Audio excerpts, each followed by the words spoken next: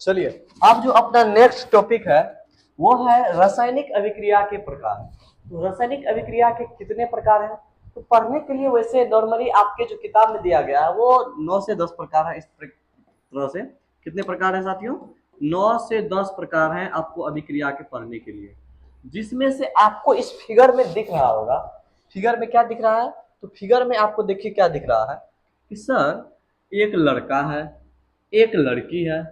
अब दोनों लड़का लड़की मिल गया, मतलब दोनों का ब्याह हो गया। दोनों लड़का लड़की मिल गया मतलब क्या? हम सिंगल, बगल में हमारी होने वाली वाइफ। अब हम दोनों का क्या हो गया? ब्याह हो गया।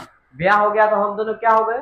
एक हो गए। तो हम दोनों का एक होना कौन सा अभिक्रिया कहलाएगा? तो साथियों इसको कहते हैं संयोजन अभिक्रिया। इसको क्या बोलेंगे? तो संयोजन अभिक्रिया बोलेंगे। क्या बोलेंगे? संयोजन अभिक्रिया। ठीक है। अब फिर देखिए, कुछ दिन के बाद हम दोनों एक थे, कोई तीसरा बीच में एंट्री मार के हम दोनों का काम बिगाड़ दिया, मतलब डाइवोर्स हो गया हम लोग का। फिर हम दोनों अलग अलग हो गए। मायूस सा चेहरा दिख रहा होगा आपको। रियल लाइफ में ऐसा नहीं है, प्रैक्टिकल लाइफ के लिए है। तो ये मायूस सा चेहरा, हम दोनों एक थे, कोई बीच में तीसरा एंट्री मार के हम दोनों का रिलेशन को क्या किया? तोड़ दिया। इसको हम लोग बोलते हैं वियोजन अभिक्रिया। क्या बोलेंगे? वियोजन अभिक्रिया। फिर देखिए नेक्स्ट एक आता है कि हम दो थे, बीच में कोई तीसरी गर्ल आ गई। अब मेरा मन पिघल गया, हम क्या किए? उसको साथ कर लिए। अब फिर जो हमारी वाइफ थी उसको उससे दूर हो गए, तो वो क्या हो गई? अकेले। अब बच गए कौन? हम दोनों। तो हम क्या किए? अपने वाइफ को छोड़ करके किसी दूसरे के साथ चले गए। तो हम क्या किए? अपनी वाइफ को दबा करके किसी दूसरे के साथ चले गए। तो ये हमारा कहलाएगा, हम खुद के साथ मतलब अपनी वाली के साथ न रह करके दूसरी वाली के साथ चले गए। तो हम लोग इसको बोलेंगे कौन सा अभिक्रिया? विस्थापन। मतलब जो था उसको विस्थापित करके दूसरे को अपना लिए, उसको बोलेंगे विस्थापन अभिक्रिया। फिर क्या होता है कि हम एक लड़का एक लड़की, फिर एगो मेरा दोस्त आता है, वो भी हरामी है एक नंबर का। वो भी दोस्त क्या करता है? वो भी अपनी गर्लफ्रेंड को साथ लाता है। अब गर्लफ्रेंड कहिए या वाइफ कहिए साथ लाता है, दोनों आदमी ठीक है। अब हम क्या करते हैं? देखते हैं उसकी वाइफ बड़ी सुंदर है, हम क्या करते हैं? उसकी वाइफ को अपने साथ कर लेते हैं, वो क्या करता है? मेरी वाइफ को अपने साथ कर लेता है। तो इस तरह से एक्सचेंज कर लेता है। इस प्रकार का जो अभिक्रिया होता है उसको हम लोग बोलते हैं कौन सा अभिक्रिया? तो द्विविस्थापन अभिक्रिया, जिसको या तो हिंदी में कह सकते हैं उभय विस्थापन अभिक्रिया। क्या बोलेंगे? उभय विस्थापन अभिक्रिया। तो इस तरह से आप लोग अभिक्रिया को देख रहे हैं। ये 4 अभिक्रिया है जो नॉर्मली याद रखने योग्य। और भी अभिक्रिया है, जैसे देखिए आप लोग और भी अभिक्रिया क्या है। और भी अभिक्रिया है, तो पहले एक एक करके बात करते हैं इस अभिक्रिया के बारे में। तो पहला है संयोजन अभिक्रिया। सर ये संयोजन अभिक्रिया क्या कहता है? तो देख रहे हैं कि दो मिलकर के क्या हो रहा है? एक हो रहा है। तो इस प्रकार का जो अभिक्रिया होगा उसको कौन सा अभिक्रिया बोलेंगे? संयोजन अभिक्रिया। तो अगर हम इसका डिफिनेशन लिखने के लिए चले, क्या लिखने के लिए चले? डिफिनेशन। तो डिफिनेशन में क्या लिखेंगे संयोजन अभिक्रिया का? तो वैसी रासायनिक अभिक्रिया, वैसी रासायनिक अभिक्रिया, आप लोग इसको नोट डाउन करते चलिएगा, या नहीं देख रहे हैं तो रिवीजन करते चलिएगा। वैसी रासायनिक अभिक्रिया जिसमें दो अलग अलग पदार्थ मिलकर एक नए पदार्थ का निर्माण करते हैं। दो अलग अलग पदार्थ मिलकर एक नए पदार्थ का निर्माण करते हैं।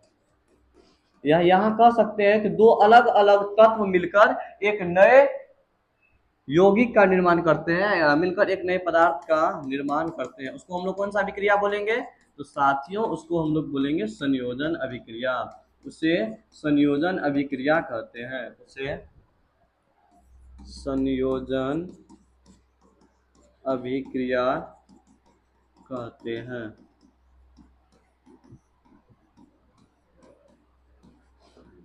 नेक्स्ट दूसरा, इसका एग्जाम्पल जैसे लेने का हम प्रयास करें तो सर एग्जाम्पल क्या लेंगे? तो देखिए भाई साहब, हाइड्रोजन है, एक क्लोरीन है, दोनों मिलकर के क्या बना लिया? तो 2HCl बना लिया। सर यहाँ हाइड्रोजन अकेले था, फिर एगो क्लोरीन उसको पसंद आ गया, अब उससे यह ब्याह कर लिया। तो ब्याह कर लिया तो क्या बना लिया? तो हाइड्रोक्लोरिक अम्ल बना लिया। इस तरह का जो अभिक्रिया होगा उसको हम लोग बोलेंगे संयोजन या फिर क्या सी? संश्लेषण अभिक्रिया। जिस तरह से ये फिगर में आप लोग को पहले दिखाए थे, समझ में आ गया? Yes sir. नेक्स्ट अब आता है वियोजन अभिक्रिया। तो वियोजन अभिक्रिया किसको बोलते हैं? लिखेंगे वैसी रासायनिक अभिक्रिया, वैसी रासायनिक अभिक्रिया जिसमें अभी दोनों का डाइवोर्स हो गया है, दोनों का डाइवोर्स होकर दोनों अलग अलग हो गया, जिसमें एक पदार्थ टूटकर दो नए पदार्थ का निर्माण करते हैं। किसका निर्माण करते हैं साथियों? तो दो नए पदार्थ का निर्माण करते हैं। उसको हम लोग कौन सा अभिक्रिया बोलेंगे? तो सर उसको बोलेंगे हम लोग वियोजन या अपघटन अभिक्रिया। कौन सा अभिक्रिया? वियोजन या अपघटन अभिक्रिया कहलाता है।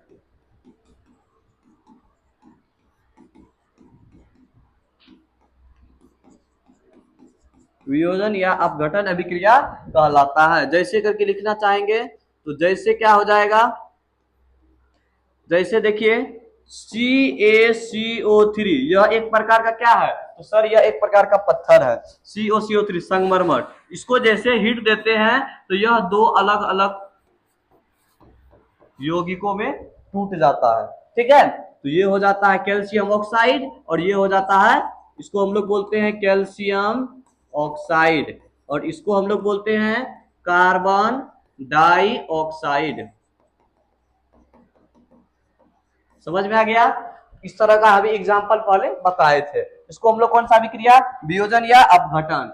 अब आता है वियोजन अभिक्रिया के प्रकार। अब आप लोग देखिए, एक आता है उष्मीय वियोजन, दूसरा आता है प्रकाशीय वियोजन और तीसरा आता है विद्युत वियोजन।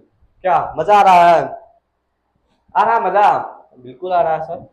वियोजन अभिक्रिया का मतलब टूटने वाला अभिक्रिया, संयोजन अभिक्रिया का मतलब मिलने वाला अभिक्रिया। कौन सा अभिक्रिया? मिलने वाला। तो वियोजन अभिक्रिया के कितने प्रकार? तो 3 प्रकार सर, उष्मीय वियोजन, प्रकाशीय वियोजन और विद्युत वियोजन। उष्मीय वियोजन का मतलब है कि जिसमें उष्मा की उत्पत्ति होती है, उस प्रकार की अभिक्रिया को क्या बोलेंगे? उष्मीय वियोजन। याद रखिएगा, इसको हम पूरा लिखाएंगे नहीं, जो अभिक्रिया मेन है उसको लिखाएंगे।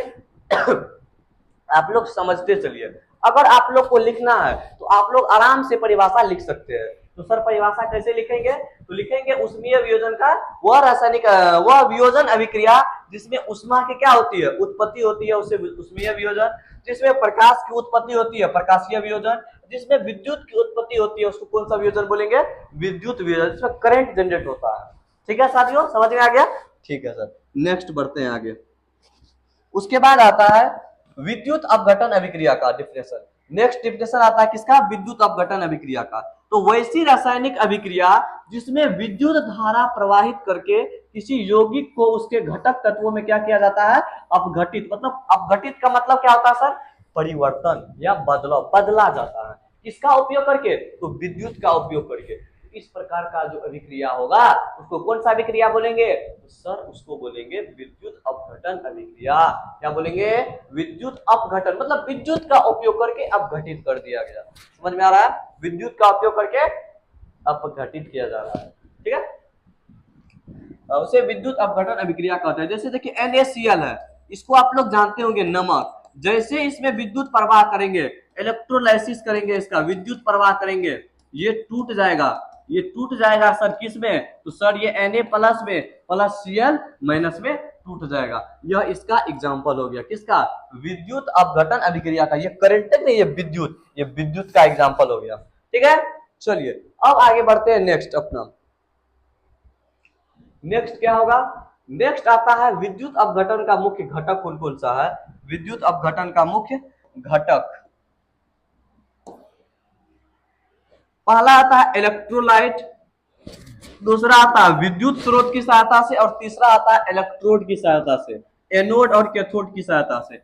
इस प्रक्रिया द्वारा विद्युत अपघटन कराया जाता है 3 प्रक्रिया द्वारा। वो इलेक्ट्रोलाइसिस, इसको अभी हम लोग बताए हैं, इलेक्ट्रोलाइसिस की सहायता से, मतलब उसमें करंट प्रभावित करके उसके बाद उसको अलग किया जाता है। फिर बिजली की सहायता से, विद्युत स्रोत करंट की सहायता से, और तीसरा बैटरी की सहायता से। 2 टर्मिनल, एगो एनोड प्लस वाला, एगो कैथोड माइनस वाला। उम्मीद है कि आप लोग को समझ में आ रहा होगा। ठीक है, चलिए आगे। अब आता है विद्युत अपघटन का उपयोग। एग्जाम में डायरेक्ट पूछ सकता है मेरे भाई, एग्जाम में डायरेक्ट पूछ सकता है कि विद्युत अपघटन के दो उपयोग या तीन उपयोग को लिखे। हमारे लिए आपको अब की बार 2026 के एग्जाम के लिए 2026 बोर्ड एग्जाम में यह क्वेश्चन 99% केस है पूछे जाने का, तो इसीलिए इसको ध्यान में रखिएगा कि विद्युत अपघटन का उपयोग पहला याद रखिएगा धातु का शुद्धिकरण में, जैसे तांबा को शुद्ध किया जाता है, ठीक है, सोना को शुद्ध किया जाता है, चांदी को शुद्ध किया जाता है, विद्युत अपघटन। अब कहिएगा सर यही तरीका अपनाता है, देखिए करने का अपना अपना सबका तरीका है, ठीक है। दूसरा विद्युत का चालन में, मतलब सुचालन में, सुचालक कुचालक जानते हैं कि विद्युत को पास कराने में। तीसरा गैस की उत्पत्ति कराने में। चौथा विद्युत रासायनिक उद्योग में। ये चार गो आपको कह सकते हैं उपयोग है, और भी उपयोग है, मेनली जितना काम का उतना ही जानेंगे, ठीक है। तो चार उपयोग है, इस चारों उपयोग को आप लोग दिमाग में बैठा के रखिएगा। विद्युत अपघटन का कितना उपयोग? चार उपयोग, मेरे साथ साथ बोलिए। सबसे पहला धातु के शुद्धिकरण में, दूसरा विद्युत के संचालन में, तीसरा गैस उत्पन्न करने में, और चौथा विद्युत रासायनिक उद्योग में। समझ में आया? जी सर। नेक्स्ट एकल विस्थापन अभिक्रिया। अरे सर क्या आप बता रहे हैं? जी जी बिल्कुल, अभी तुरंत बताए हैं आपको एकल विस्थापन। हमरी वाली कोई और था, हम उसको पसंद आ गए, वो हमको लेके भाग गया। अब की बार हम नहीं लेके भागे सर, वो लेके भाग गया। तो एकल विस्थापन अभिक्रिया क्या लिखेंगे? वैसी रासायनिक अभिक्रिया, वैसी रासायनिक अभिक्रिया जिसमें, वैसी रासायनिक अभिक्रिया जिसमें कोई एक तत्व दूसरे तत्व को विस्थापित कर एक नए यौगिक का निर्माण करता है।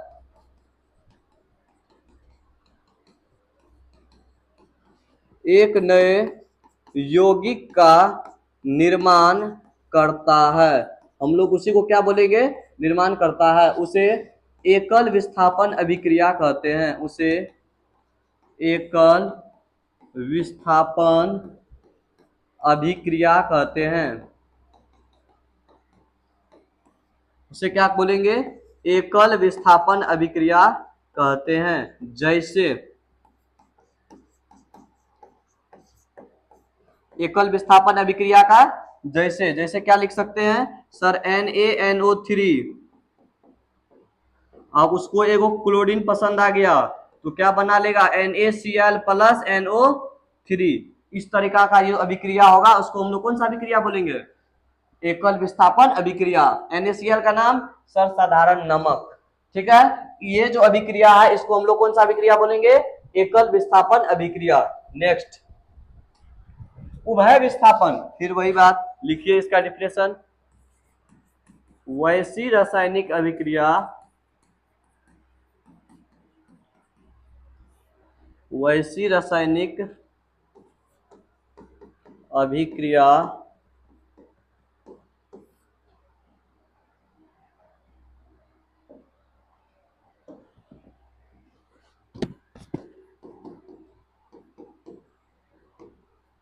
जिसमें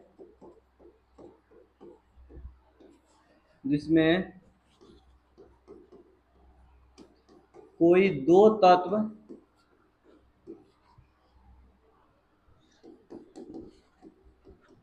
किसी दूसरे तत्वों को विस्थापित कर, कोई दो तत्व किसी दूसरे तत्व को विस्थापित कर अपने में शामिल कर लेता है।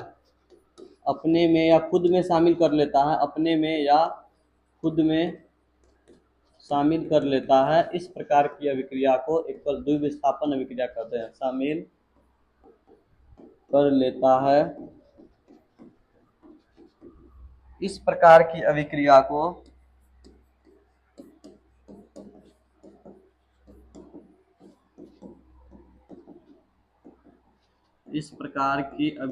को उभय विस्थापन अभिक्रिया कहते हैं।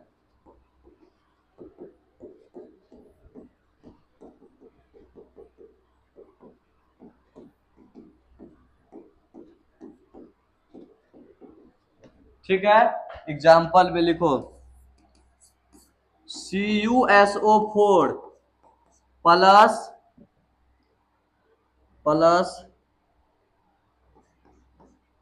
NaCl, sorry CuSO4 plus NaCl, तो क्या बन जाएगा CuCl2 प्लस Na2SO4। आप लोग इसको बैलेंस कर लीजिएगा इस प्रकार। जैसे यहाँ देखिए Cu क्या किया, क्लोरीन को साथ कर लिया, और सोडियम क्या किया, इसके साथ हो गया, तो ये बना लिया CuCl2, और ये क्या बना लिया Na2SO4। आप लोग चाहे तो इसको बैलेंस कर सकते हैं। ठीक है, ये था आपका कौन सा अभिक्रिया, उभय विस्थापन अभिक्रिया। अब बढ़ते हैं नेक्स्ट क्वेश्चन की तरफ। अब आता है अवक्षेपण अभिक्रिया। चलिए लिखिए अवक्षेपण अभिक्रिया में ये क्या होता है। अवक्षेपण अभिक्रिया समझिए, अवक्षेप, अवक्षेपण का मतलब, तो सर अवक्षेपण का मतलब होता है अवक्षेप, जिसको हम लोग हिंदी में कह सकते हैं अपशिष्ट पदार्थ का। जब में किस चीज का, अपशिष्ट पदार्थ का।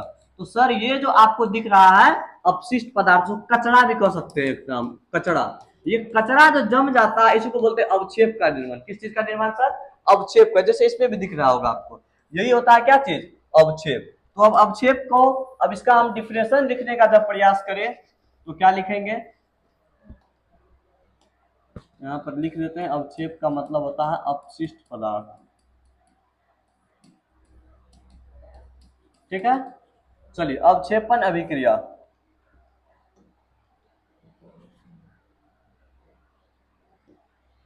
लिखिए वैसी रासायनिक अभिक्रिया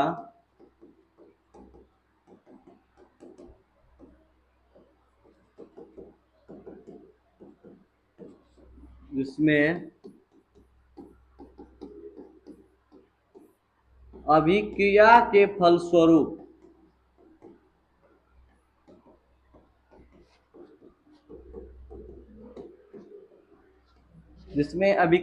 फलस्वरूप अपशिष्ट पदार्थ का निर्माण हो रहा हो।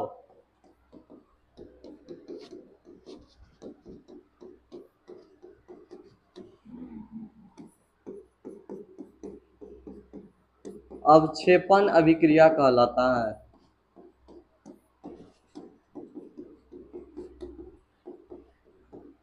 अवक्षेपण अभिक्रिया कहलाता है। जैसे जैसे जैसे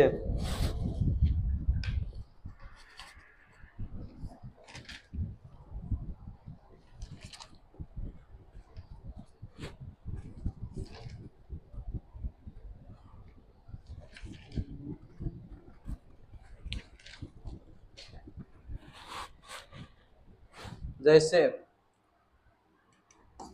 AgNO3 plus NaNO3 plus AgCl।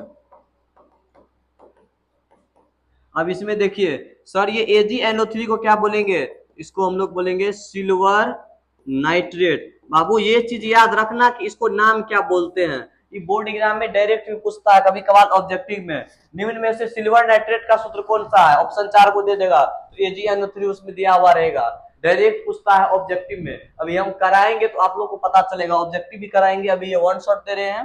ठीक है, और NaCl का फॉर्मूला क्या होता है, सोडियम क्लोराइड। Sodium chloride. ठीक है, NaNO3 को क्या बोलेंगे, सोडियम नाइट्रेट।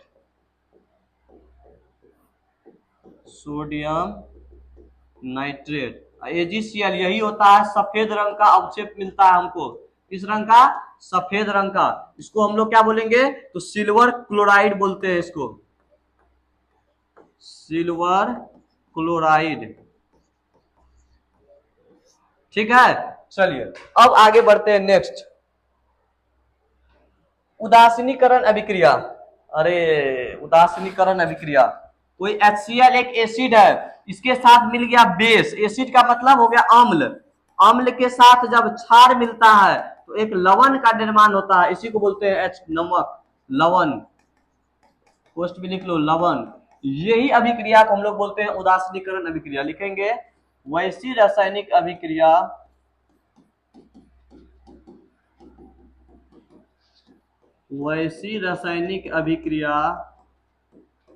जिसमें अम्ल क्षार से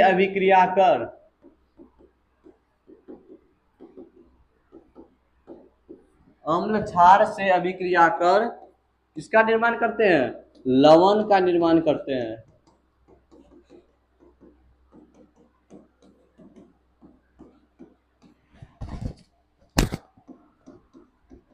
उसे या लिख सकते हैं वह उदासीनीकरण अभिक्रिया कहलाता है।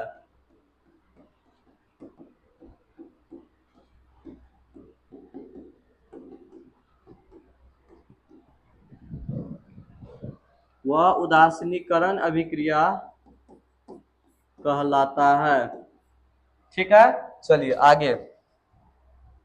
वैसी रासायनिक अभिक्रिया जिसमें अम्ल क्षार से अभिक्रिया कर लवण का निर्माण करता है। अम्ल जैसे मान के चलते हैं HCl और क्षार लेते हैं NaOH। तो HCl NaOH, सोडियम क्या करेगा? क्लोरीन पसंद आ गया, हाइड्रोजन को OH पसंद आ गया, तो क्या बना लेगा? NaCl प्लस H2O, जिसको हम लोग क्या बोलते हैं? नमक या लवण। ठीक है, प्लस H2O। इस प्रकार का जो अभिक्रिया होगा उसको हम लोग क्या बोलेंगे? उदासीनीकरण अभिक्रिया। नेक्स्ट, अब आता है ऑक्सीकरण अभिक्रिया, जिसमें ऑक्सीडेशन भी देखो, जो इलेक्ट्रॉन को लूज करता हो, मतलब इलेक्ट्रॉन देता हो, ठीक है, उसको हम लोग बोलते हैं ऑक्सीडेशन, ऑक्सीकरण अभिक्रिया। तो लिखेंगे वैसी रासायनिक अभिक्रिया, हम इसको समझाते हैं आसानी से, रुकिए। वैसी रासायनिक अभिक्रिया, इसका डिफिनेशन लिख लीजिए। वैसी रासायनिक अभिक्रिया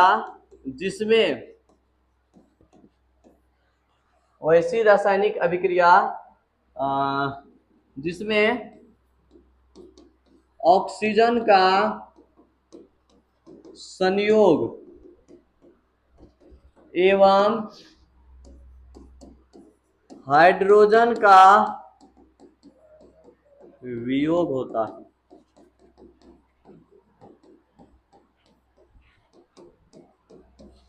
हाइड्रोजन का वियोग होता है, उसे ऑक्सीकरण अभिक्रिया कहते हैं।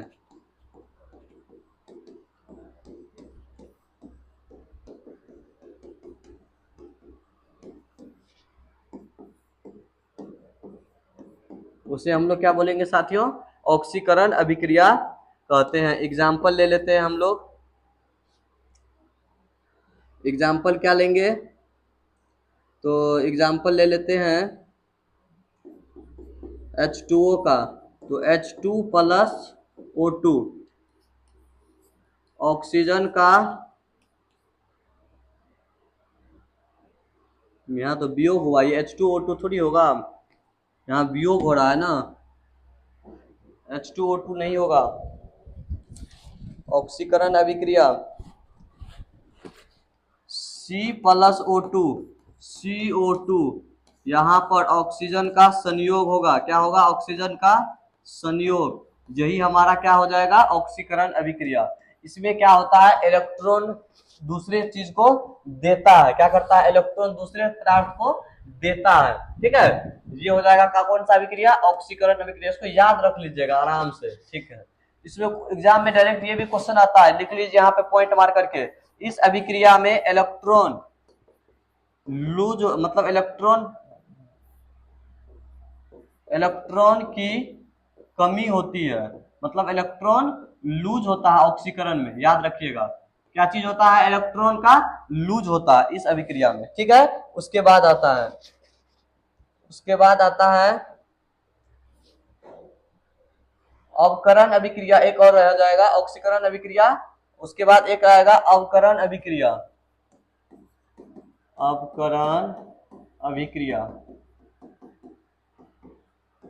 ऑक्सीकरण अभिक्रिया और अवकरण अभिक्रिया। ठीक है,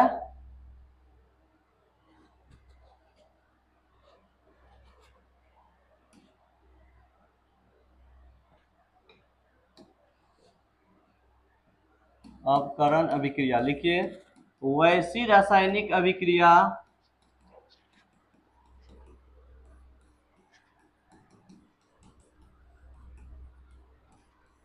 जिसमें ऑक्सीजन का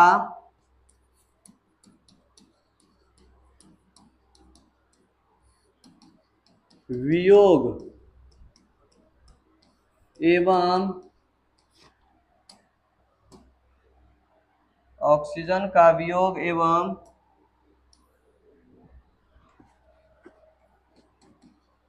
हाइड्रोजन का संयोग होता है।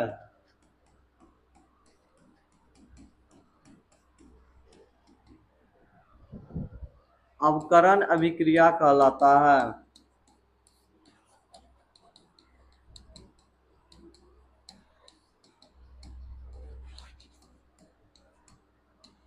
क्या कहलाता है?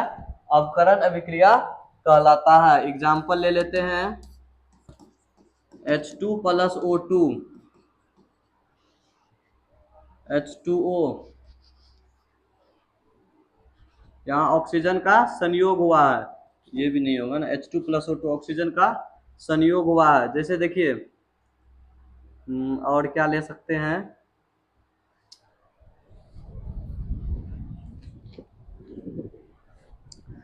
CuO plus H2, CuO plus H2 क्या हो जाएगा? Cu प्लस H2O, ऑक्सीजन का वियोग, यही हमारा कौन सा अभिक्रिया हो जाएगा? अवकरण अभिक्रिया। और इसमें एक पॉइंट स्टार मार्क करके लिख लीजिए, इस अभिक्रिया में इलेक्ट्रॉन की वृद्धि होती है। इस अभिक्रिया में इलेक्ट्रॉन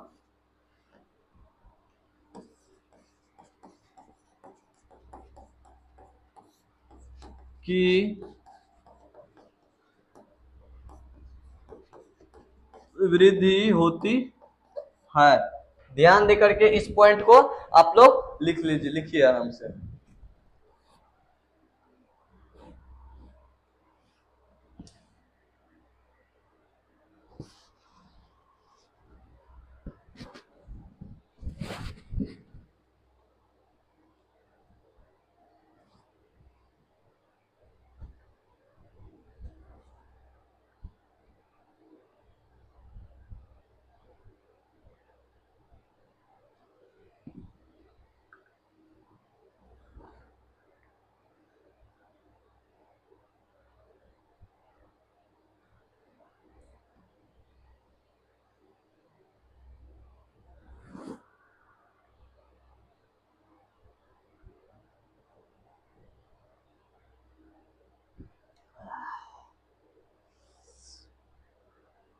समझ में आ गया आप लोग को ऑक्सीकरण अभिक्रिया और अवकरण अभिक्रिया। अब आता है अपने लोग का नेक्स्ट टॉपिक, प्रकाश रासायनिक अभिक्रिया। कौन सी अभिक्रिया? प्रकाश रासायनिक अभिक्रिया। उससे पहले और देख लेते हैं, और से अभिक्रिया जो थी कहाँ है, वो नहीं है। चलिए अब हम, उससे पहले एक और अभिक्रिया हो गया, ऑक्सीकरण अवकरण हो गया। अब यहाँ बीच में आता है एक अभिक्रिया और, जिसका नाम है रेडॉक्स अभिक्रिया। कौन सा अभिक्रिया? रेडॉक्स अभिक्रिया। रेडॉक्स अभिक्रिया, रेडॉक्स अभिक्रिया।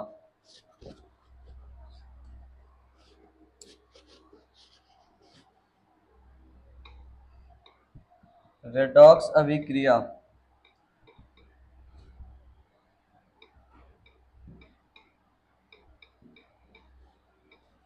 अंग्रेजी में इसको हम लोग क्या बोलते हैं?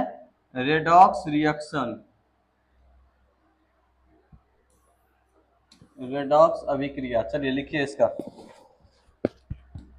डिफिनेशन है वो इस प्रकार का, आप लोग लिखिए। रेडॉक्स अभिक्रिया का डिफिनेशन, वैसी रासायनिक अभिक्रिया, वैसी रासायनिक अभिक्रिया जिसमें ऑक्सीकरण एवं अवकरण, जिसमें ऑक्सीकरण एवं अवकरण दोनों, वैसी रासायनिक अभिक्रिया जिसमें ऑक्सीकरण एवं अवकरण दोनों साथ साथ हो, उसे ही रेडॉक्स अभिक्रिया कहते हैं। उसे क्या कहते हैं? रेडॉक्स अभिक्रिया कहते हैं। उसे रेडॉक्स अभिक्रिया कहते हैं। उसे रेडॉक्स अभिक्रिया कहते हैं। ठीक है, चलिए अब आगे एग्जाम्पल इसका ले लेते हैं जिसमें ऑक्सीकरण और अवकरण दोनों साथ साथ होगा। तो रेडॉक्स अभिक्रिया का एग्जाम्पल ले लीजिए। CuO प्लस H2, तीर का निशान Cu प्लस H2O। यहाँ देखिए ऑक्सीजन का क्या हो रहा है? तो सर वियोग हो रहा है। और यहाँ क्या हो रहा है? ऑक्सीजन का संयोग हो रहा है। ऑक्सीजन का संयोग, हाइड्रोजन का ऑक्सीजन का वियोग और ऑक्सीजन का संयोग। तो यहाँ ऑक्सीजन का वियोग, इसका मतलब कौन सा अभिक्रिया? तो सर अवकरण अभिक्रिया। यहाँ कौन सा अभिक्रिया? तो अवकरण अभिक्रिया। अवकरण अभिक्रिया। यहाँ कौन सा अभिक्रिया? तो यहाँ हो जाएगा ऑक्सीकरण अभिक्रिया। किस अभिक्रिया में इलेक्ट्रॉन की कमी होती है? तो ऑक्सीकरण अभिक्रिया में। किस अभिक्रिया में इलेक्ट्रॉन की अधिकता होती है? तो सर अवकरण अभिक्रिया में। ठीक है, याद रहेगा। चलिए अब स्टार्ट करते हैं।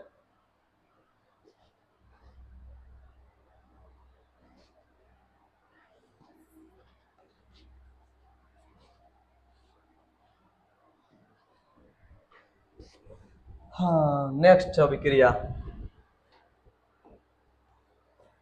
ऑक्सीकरण अवकरण रेडॉक्स हो गया। अब आता है आपका ऑक्सीकारक। अब क्या आता है? ऑक्सीकारक। सर ये ऑक्सीकारक क्या होता है? अभी बताते हैं। ऑक्सीकारक लिखिए, जिसमें वह रासायनिक अभिक्रिया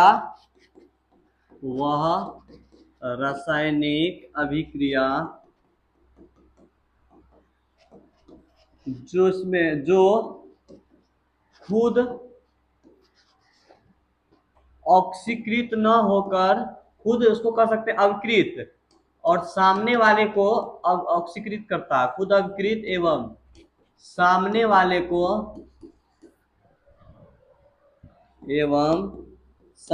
वाले को ऑक्सीकृत करता है। ऑक्सीकृत करता है,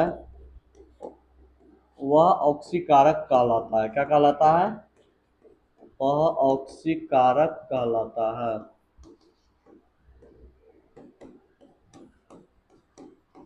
वह ऑक्सीकारक कहलाता है। ठीक है, ये था ऑक्सीडेशन। ये देखिए रिड्यूसिंग, इसको अंग्रेजी में हम लोग कहते हैं ऑक्सीडाइजिंग एजेंट। क्या बोलेंगे इसको? Oxidizing agent. ये ऑक्सीडाइजिंग एजेंट क्या करता है? खुद ऑक्सीडाइज नहीं होता है, वो सामने वाले को ऑक्सीडाइज करता है और खुद रिड्यूस होता है। खुद क्या करता है? रिड्यूस होता है। नाम ही से एक्सेप्ट है कि ये रिड्यूस होता है, रिड्यूसिंग एजेंट, इसीलिए ये इलेक्ट्रॉन भी क्या करता है? रिड्यूस करता है। क्या करता है? इलेक्ट्रॉन भी रिड्यूस करता है। बाबू आपको इस तरह से बोल करके फंसाया जा सकता है, किसमें इलेक्ट्रॉन की कमी होती है, किसमें इलेक्ट्रॉन की अधिकता होती है, इस तरह से आपको फंसाया जा सकता है। इसीलिए थोड़ा सा संभल कर रहे। ठीक है, आगे ऑक्सीकारक हो गया। अब आता है अवकारक। अवकारक क्या होता है? ये लिखिए, देखिए लिखेंगे, वैसी रासायनिक अभिक्रिया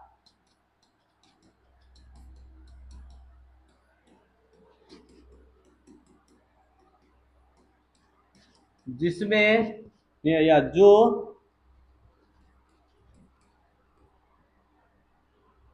वैसी रासायनिक अभिक्रिया जिसमें तत्व खुद अविकृत होता है, खुद अविकृत होता है,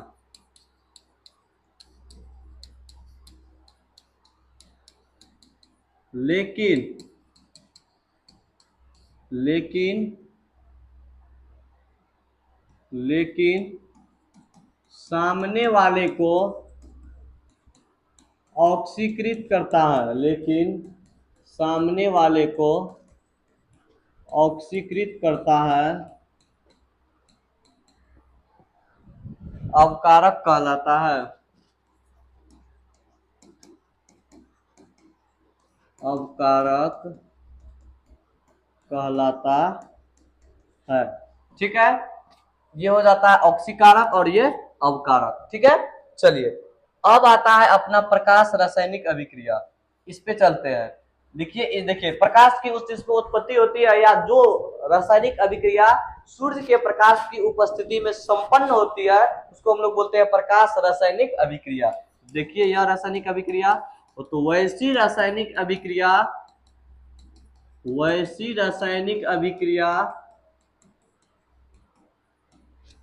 जो सूर्य के प्रकाश की उपस्थिति में संपन्न होती है, सूर्य के प्रकाश की उपस्थिति में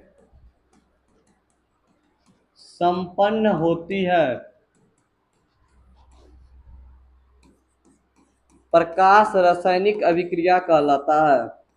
प्रकाश रासायनिक अभिक्रिया कहलाता है।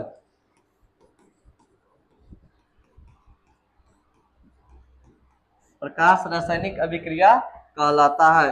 एग्जाम्पल में आप जैसे लिख सकते हैं कि प्रकाश रासायनिक अभिक्रिया का आप एग्जाम्पल क्या लिखिएगा सर? तो प्रकाश रासायनिक अभिक्रिया का आपको एग्जाम्पल हो जाएगा,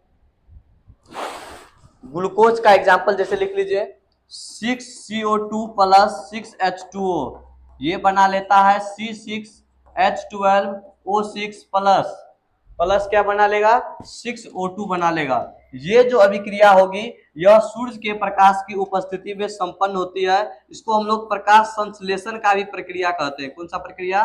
प्रकाश संश्लेषण का। आप लोग बायोलॉजी में पढ़िएगा प्रकाश संश्लेषण अभिक्रिया प्रक्रिया के बारे में।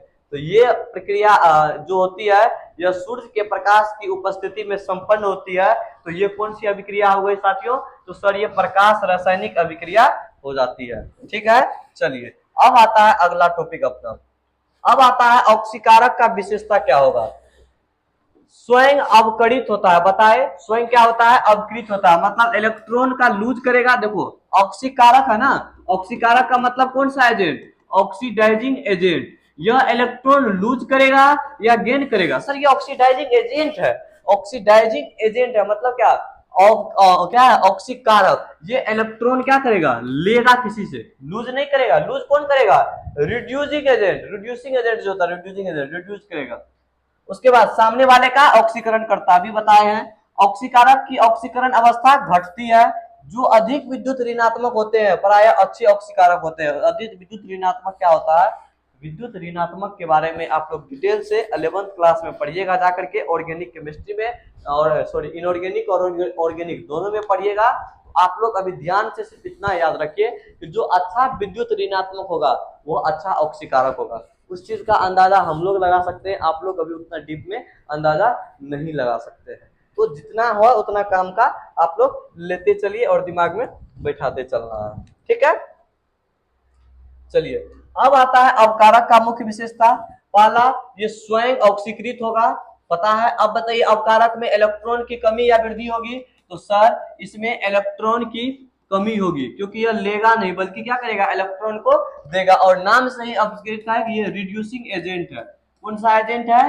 Reducing agent. कोई एजेंट होता है तो आप लोग को पता होगा, एजेंट का काम होता है लोन दिलवाना। या एलआईसी का कोई एजेंट है, एलआईसी में आपका किस्त भरा जा रहा है, एलआईसी में का एजेंट क्या करता है? वो किस्त को आपका जमा करवाता है, आपका अकाउंट खोलता है। यही है एजेंट। एजेंट नाम का जो वर्ड है, ये एजेंट नाम चाहता है। अगर ये रिड्यूसिंग एजेंट है तो आपका रिड्यूस कराएगा। आपका क्या कराएगा? रिड्यूस, मतलब उसमें इलेक्ट्रॉन की कमी होगी। ठीक है, चलिए आगे। अब आता है यह स्वयं ऑक्सीकृत होता है। दूसरा, यह दूसरे तत्व को अपचयित करता है। अपचयित का पढ़ने का मतलब क्या? ये अवकारक है तो ऑक्सीकृत फिर अपचयित, दो चीज करता है। यह इलेक्ट्रॉन दान करता है, इलेक्ट्रॉन दान करता है। इसमें इलेक्ट्रॉन की कमी होगी, कोई दान करेगा तो। अक्सर इसमें हाइड्रोजन की अधिकता और ऑक्सीजन की कमी होती है। इसमें ऑक्सीडेशन अवस्था बढ़ती है अवकारक की, और ऑक्सीकारक की ऑक्सीकरण अवस्था घटती है। याद रखिएगा ये पांचों पॉइंट को। ठीक है, चलिए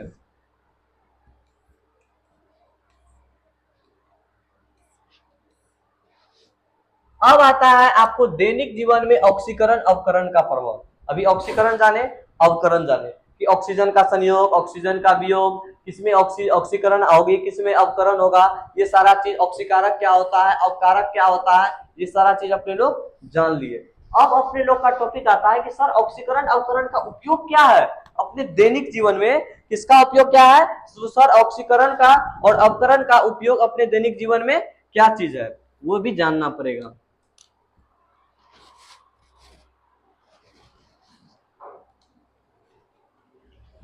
तो चलिए जानते हैं।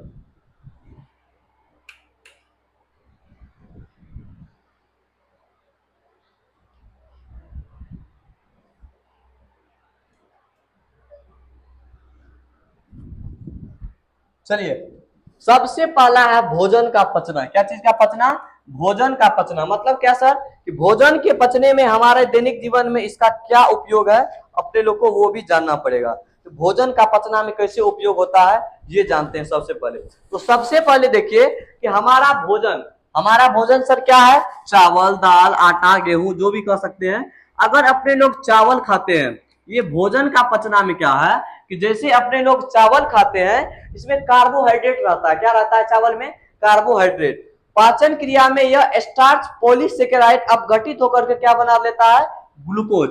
जैसे इसमें कार्बोहाइड्रेट की मौजूदगी है, किसमें सर, तो चावल में। चावल में अगर कार्बोहाइड्रेट की मौजूदगी है, इस कार्बोहाइड्रेट को वाटर जैसे देते हैं, वो वाटर क्या करता है, मिल करके क्या बना लेता है, तो सर मिल करके ग्लूकोज बना लेता है। क्या बना लेता है, ग्लूकोज। जैसे यह ग्लूकोज बना लेता है, उसके बाद यह स्टार्च पॉलीसेकेराइड में अपघटित होकर ग्लूकोज बनाता है, जो हमारे शरीर की कोशिकाओं में उपस्थित ऑक्सीजन, जो श्वसन से प्राप्त होता है ऑक्सीजन, उसके द्वारा ऑक्सीकृत होकर कार्बन डाइऑक्साइड और ऊर्जा में परिवर्तित हो जाता है। जैसे देखिए, अपने लोग भोजन करते हैं, सांस लेते हैं, सांस छोड़ते हैं, तो दिमाग में प्रश्न आता होगा, तो सर ये भोजन खाते हैं तो फिर ये हमारे शरीर में परिवर्तित किस तरीका से होता है, हमारे शरीर में कुछ परिवर्तन होता होगा तभी ना। जो भोजन खा रहे हैं वो ब्लड बनते जा रहा है, जो भोजन खा रहे हैं वो कह सकते हैं हमारे शरीर में और भी प्रक्रिया, खून बनते जा रहा है, ब्लड, उसके बाद शरीर में एनर्जी अलग से मिलती है। ये सारा चीज ये कैसे होता है, तो देखिए सबसे पहला चीज जानिए, हम जिस भोजन को खाते हैं वो है चावल। क्या है, चावल। और भी चीज है, अगर हम चावल खाते हैं तो चावल में क्या मौजूद रहता है, तो सर चावल में कार्बोहाइड्रेट मौजूद रहता है। कार्बोहाइड्रेट क्या करता है, वाटर के साथ मिक्स करके, जल के साथ मिल करके पॉलीसेकेराइड मतलब ग्लूकोज बनाता है। क्या बनाता है, ग्लूकोज। और ग्लूकोज क्या करता है, हमारे शरीर की कोशिकाओं में जो ऑक्सीजन है उसके साथ अभिक्रिया करता है, और अभिक्रिया करके कार्बन डाइऑक्साइड गैस का निर्माण करता है। कौन सा गैस का, कार्बन डाइऑक्साइड गैस का। और उसके साथ में एक चीज और निर्माण करता है जिसका क्या नाम है, ऊर्जा। जिसका क्या नाम है, ऊर्जा। तो आप लोग इस चीज को लिखना चाहे तो आराम से लिख सकते हैं। क्या हम लिख दे, लिख दे, जी सर लिख दीजिए। अब ये लिख देते, कोई दिक्कत नहीं है, लिखेंगे। भोजन का पचना में कैसे सहायक होता है, लिखेंगे जब हम चावल खाते हैं, जब हम चावल खाते हैं तो चावल में उपस्थित, तो चावल में कार्बोहाइड्रेट उपस्थित रहता है। क्या उपस्थित रहता है, कार्बोहाइड्रेट उपस्थित रहता है।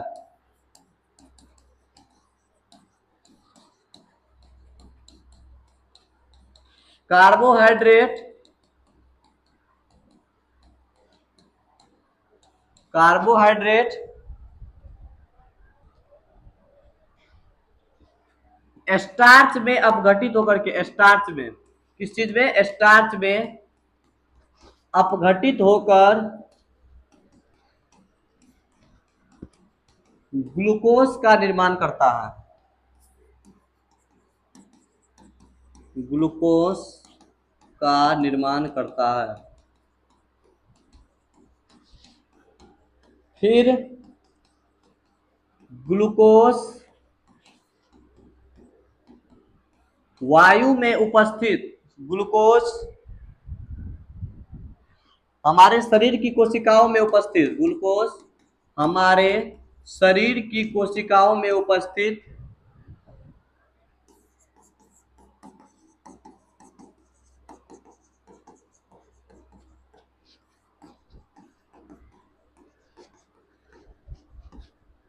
हमारे शरीर की कोशिकाओं में उपस्थित ऑक्सीजन जो हम लोग कहाँ से प्राप्त करते हैं, तो जो हम लोग श्वसन से प्राप्त करते हैं। किस चीज से?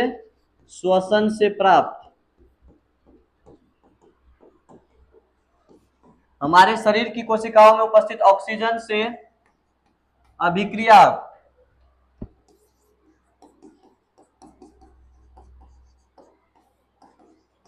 ऑक्सीजन से अभिक्रिया करके क्या बना लेता है, तो कार्बन डाइऑक्साइड एवं कार्बन डाइऑक्साइड और ऊर्जा का निर्माण करता है। कार्बन डाइऑक्साइड और ऊर्जा का निर्माण करता है। कार्बन डाइऑक्साइड और ऊर्जा का निर्माण करता है। इस तरह से हमारे जीवन में जब जीवन में ऑक्सीकरण अवकरण का प्रभाव होता है, तो यहाँ सबसे मेन काम हमारा क्या चीज आ गया, तो सर ऑक्सीजन। ऑक्सीजन तो ये चीज है भोजन का पचना में, कि हमारे जीवन में किस तरह से ऑक्सीकरण का और अवकरण का उपयोग आया। ठीक है, चलिए अब आगे बढ़ते हैं। भोजन का पचना हो गया। दूसरा आता है भोजन का दुर्गंधित होना। इस भोजन जो दुर्गंधित हो जाता है, इसको रोकने के लिए क्या करना पड़ेगा, और होता कैसे दुर्गंधित, चलिए ये पहले जानते हैं। जैसे अपने लोग भोजन पकाते हैं, भोजन पका हुआ आया हमारे पास, चावल, दाल, आलू का कच्चा, परवल का कच्चा, करेला का कच्चा, भिंडी का कच्चा, बैगन का कच्चा, सब आया एकदम बना हुआ। उसको वैसे छोड़ दे 5 दिन, तो क्या खराब होगा? नहीं सर, खराब नहीं होगा। खराब नहीं होगा, होगा, खराब हो जाएगा। कैसे खराब होगा, तो सर जैसे इसको आप वायु में खुला छोड़ दिए, तो ये क्या किया, ऑक्सीजन से अभिक्रिया करके ऑक्सीकृत हो गया। और ऑक्सीकृत हो गया तो यह एक प्रकार का बदबू देने, मतलब एक प्रकार का बदबू जनरेट कर दिया, गंध जनरेट कर दिया। तो हम लोग इसीलिए उस पदार्थ को कह दिए दुर्गंध युक्त खाद्य पदार्थ। उसको हम लोग क्या कह दिए, दुर्गंध युक्त खाद्य पदार्थ कह दिए। ठीक है, चलिए तो भोजन इस तरह से दुर्गंध हो जाता है। फिर उसको सर दुर्गंध होने से रोकने के लिए क्या करना पड़ेगा, अब वो भी जानेंगे। तो उसके लिए सबसे पहला जो इसके बारे में अभी बताएंगे, अब वहां पर लिखते हैं। ठीक है, भोजन का दुर्गंधित होना में लिखिए, जब हम भोजन पकाकर छोड़ देते हैं, छोड़ देने का मतलब भोजन पका लिए छोड़ दिए, छोड़ देते हैं, तो कुछ घंटों के पश्चात, तो कुछ घंटों के पश्चात भोजन में से एक अलग प्रकार की बदबू आने लगती है। एक अलग प्रकार की बदबू आने लगती है। भोजन में से एक अलग प्रकार की बदबू आने लगती है। यह बदबू का कारण है कि बदबू का कारण यह है कि बदबू का कारण यह है कि इसका कारण बदबू का, तो बदबू का कारण यह है कि भोजन वातावरण में मौजूद ऑक्सीजन, भोजन वातावरण में मौजूद ऑक्सीजन से अभिक्रिया कर, वातावरण में मौजूद ऑक्सीजन से अभिक्रिया कर ऑक्सीकृत हो जाता है, ऑक्सीकृत हो जाता है और बदबू देने लगता है और गंध देने लगता है। ऑक्सीकृत हो जाता है एवं गंध देने लगता है, जिसे दुर्गंध युक्त खाद्य पदार्थ या विकृत गंधिता भी कहते हैं। जिसे दुर्गंध युक्त खाद्य पदार्थ या दुर्गंध युक्त खाद्य पदार्थ या विकृत गंधिता, विकृत गंधिता भी कहते हैं। ठीक है, ये था आपका भोजन का दुर्गंध होना। अब सर भोजन को दुर्गंध होने से रोकने के लिए क्या करना पड़ेगा वो भी जानेंगे। तो चलिए अगला टॉपिक अपना।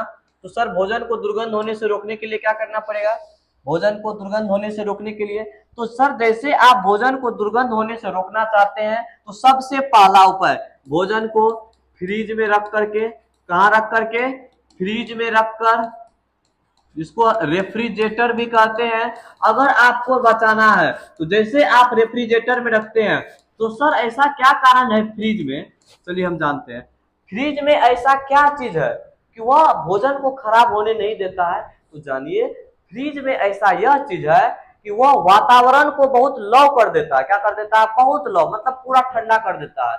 जैसे ही ठंडा कर देता है तो उसका टेम्परेचर है नहीं, जैसे लो है वहां ऑक्सीजन की कमी होने लगती है। जैसे देखे होंगे टेम्परेचर बहुत ज्यादा लो हो जाता है जहां पर, वहां ऑक्सीजन की कमी होने लगती है और हमारे नाक से ब्लड जाने लगता है, क्या जाने लगता है, ब्लड जाने लगता है।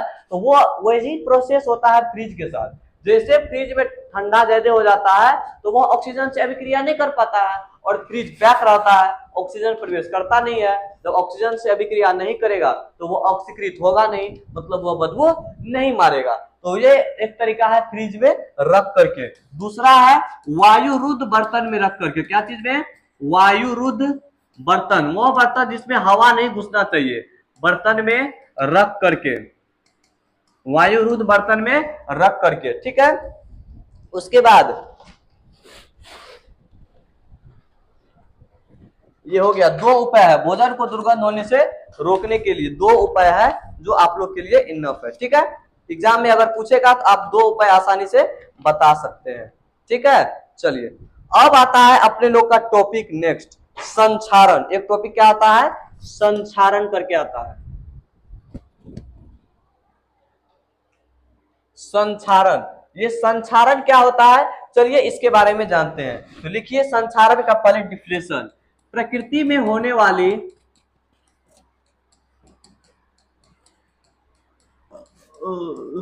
प्रकृति में होने वाली वह ऑक्सीकरण अवकरण अभिक्रिया,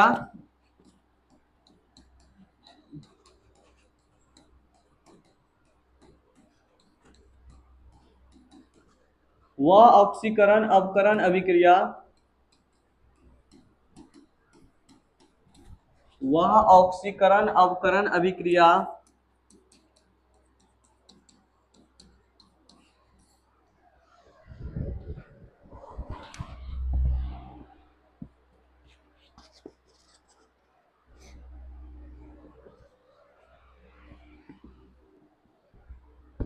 प्रकृति में होने वाली वह ऑक्सीकरण अवकरण अभिक्रिया जिसका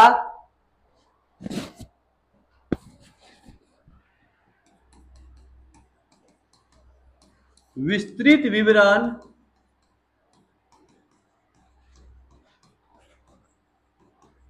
धातु एवं अधातु के रासायनिक गुणों के बीच जाना जाता हो।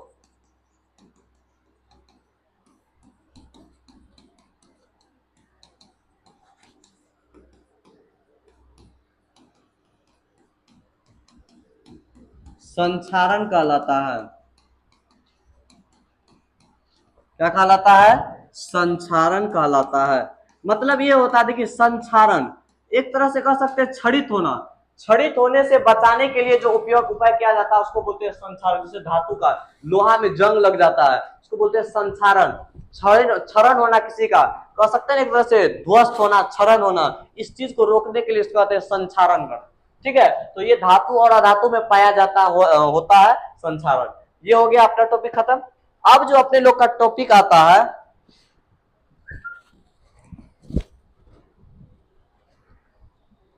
5 मिनट का हम ब्रेक लेते हैं।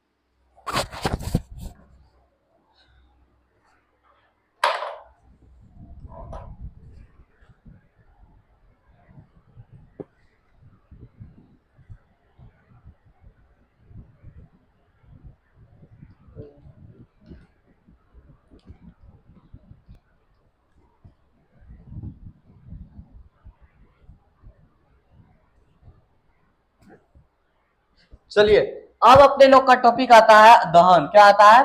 दहन। इसको अंग्रेजी में हम लोग बोलते हैं कंबसन। क्या बोलेंगे? तो सर इसको अंग्रेजी में हम लोग बोलेंगे कंबसन, दहन। इसके बारे में अब जानते हैं। लिखिए इसका डिफिनेशन। वैसी रासायनिक अभिक्रिया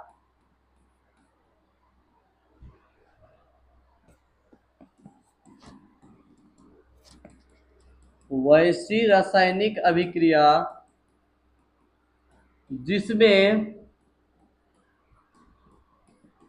कोई ईंधन ऑक्सीजन की उपस्थिति में जलता है, ऑक्सीजन की उपस्थिति में जलता है, दहन कहलाता है। क्या कहलाता है? दहन कहलाता है। और आप लोग को पता होगा दुनिया का कोई भी पदार्थ अगर जल रहा है तो वह ऑक्सीजन की उपस्थिति में जलता है। किसकी उपस्थिति में जलता है? ऑक्सीजन की उपस्थिति में। या करके दूसरा डिफिनेशन भी लिखिए। या करके दूसरा डिफिनेशन क्या होगा? तो लिखिए कि जब कोई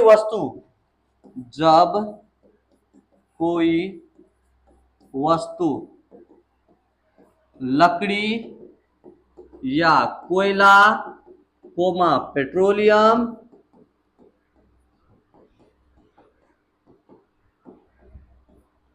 लकड़ी कोमा कोयला कोमा पेट्रोलियम ऑक्सीजन के संपर्क में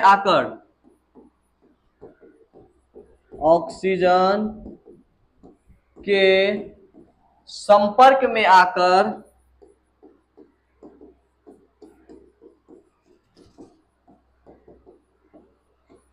जलना प्रारंभ कर देता है। क्या कर देता है? जलना प्रारंभ कर देता है, ऑक्सीकरण अभिक्रिया कहलाता है। सॉरी, जलना प्रारंभ कर देता है, वो दहन कहलाता है। ध्यान कहां से कहां जा रहा है? दहन कहलाता है। इस तरह से आप लोग का भी ध्यान भटकता होगा। ऑनलाइन में जब आप पढ़ाई करते होंगे तो आप लोग का ध्यान होता है कि थोड़ा सा भटक जाता है। इस ध्यान को भटकाने से रोकने के लिए बार बार एक पानी का बोतल अपने बगल में रखे रहिए। सर पानी का बोतल से क्या होता है? तो पानी के बोतल जब आप बगल में रखे रहिएगा तो आपको जरा सा नींद आता है, थकान महसूस होता है, तो आप एक बोतल पानी का रखे रहिए, थोड़ा थोड़ा करके पानी को ड्रिंक करते रहिए। पानी क्या करता है? हमारे दिमाग को जब भटकने लगता है हमारा दिमाग तो वो अस्थिर करने का प्रयास करता है, कह सकते हैं एक तरीका से। ठीक है, चलिए आगे। ये हो जाता है आपका दहन। अब आता है दहन के प्रकार। दहन के दो प्रकार है, एक होता है पूर्ण दहन, एक होता है अपूर्ण दहन। ठीक है, दहन के कितने प्रकार? तो दहन के दो प्रकार है, एक होता है पूर्ण दहन, दूसरा क्या होता है? अपूर्ण दहन होता है। ठीक है, नेक्स्ट पहला आता है पूर्ण दहन। पूर्ण दहन का मतलब क्या होता है कि जो दहन ऑक्सीजन की उपस्थिति में संपन्न होती है उसको हम लोग कौन सा दहन बोलेंगे? पूर्ण दहन बोलेंगे।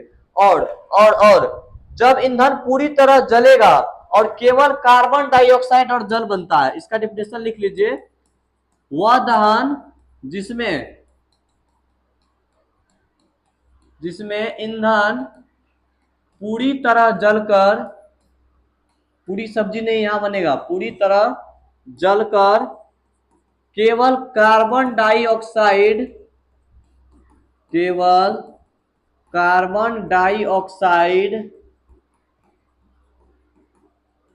एवं जल का निर्माण करता है,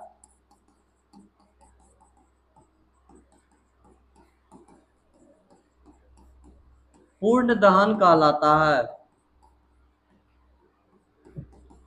पूर्ण दहन कहलाता है। क्या कहलाता है? पूर्ण दहन कहलाता है। और दूसरा आता है अपूर्ण दहन। ये अपूर्ण दहन का क्या होता है कि वह दहन जिसमें ईंधन पूरी तरह नहीं जलता है,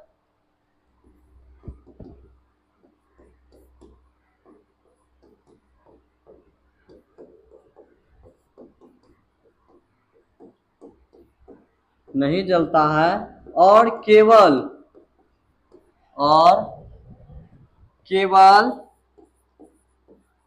कार्बन मोनोऑक्साइड गैस, केवल कार्बन मोनो ऑक्साइड गैस और कलिका, करखा जिसको कहते हैं करखा, कालिक का निर्माण करता है। अपूर्ण दहन कहलाता है।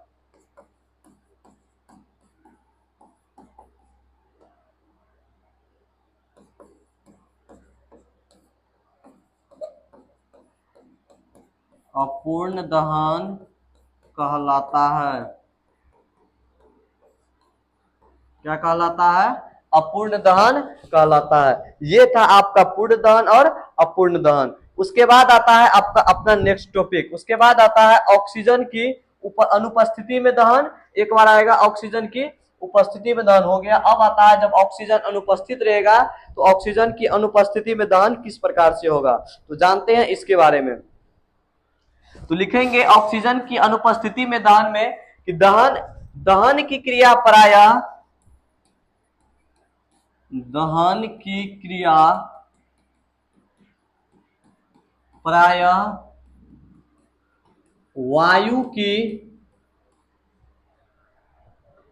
वायु या ऑक्सीजन की उपस्थिति में होती है। वायु या ऑक्सीजन की उपस्थिति में होती है।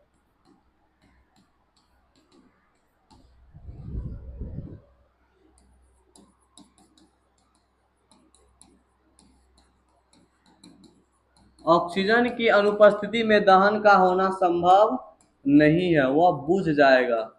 ऑक्सीजन की अनुपस्थिति में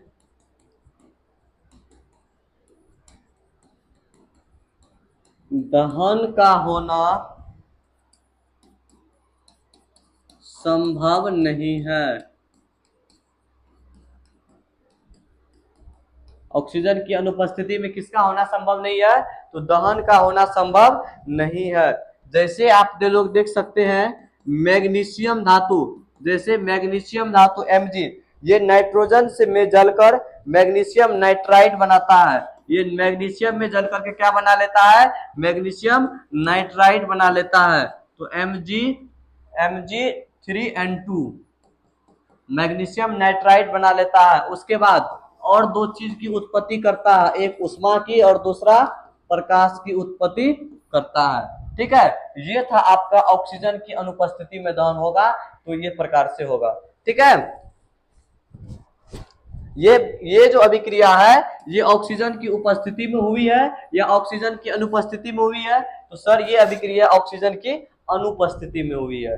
ठीक है, चलिए अब आता है अपना दूसरा टॉपिक। अब आता है अपना दूसरा टॉपिक, इसी पे है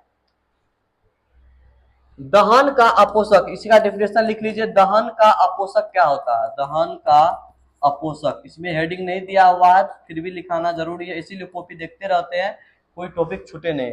तो वह लिखेंगे वह पदार्थ जो दहन की क्रिया को होने में सहायक नहीं हो। वह पदार्थ जो दहन की क्रिया में सहायक नहीं हो, जो दहन की क्रिया में सहायक नहीं हो,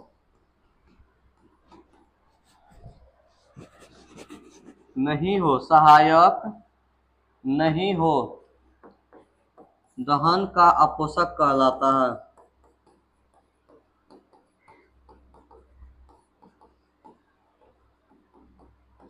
क्या कहलाता है? दहन का अपोषक कहलाता है। ठीक है, दहन का अपोषक इसको बोलते हैं। जैसे देखिए, जैसे दहन की क्रिया में कौन सहायक नहीं होता है?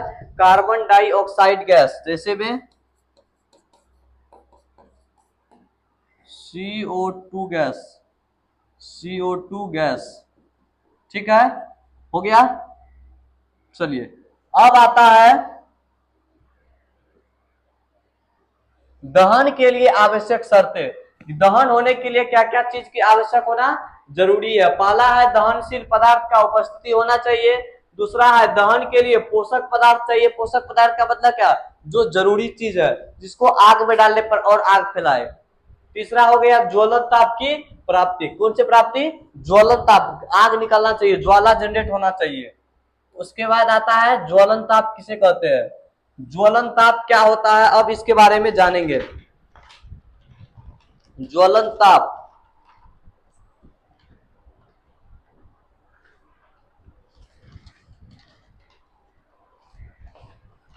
ज्वलन ताप, चलिए स्टार्ट करते हैं ज्वलन ताप के बारे में। लिखिए ज्वलन ताप। ज्वलन ताप वह न्यूनतम ताप जिस पर कोई पदार्थ, वह न्यूनतम ताप जिस पर कोई पदार्थ जलना प्रारंभ कर दे। वह न्यूनतम ताप जिस पर कोई पदार्थ जलना प्रारंभ कर दे, ज्वलन ताप कहलाता है। क्या कहलाता है, ज्वलन ताप कहलाता है।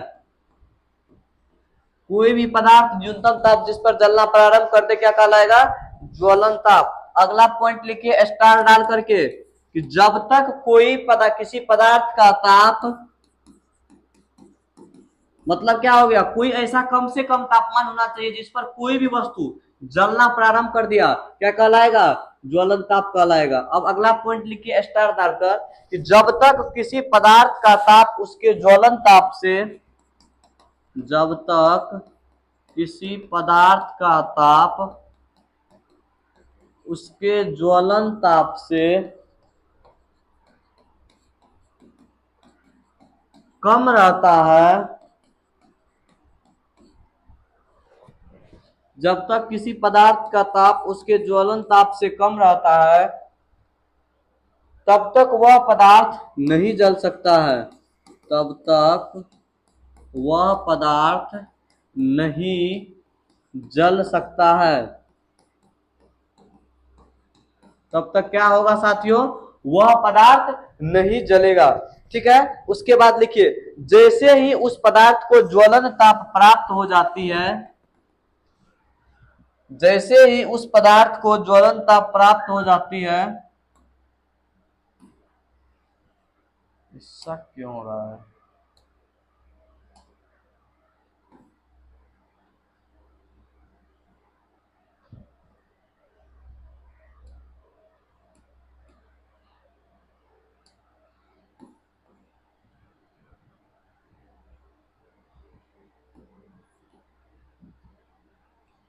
जैसे ही उस पदार्थ को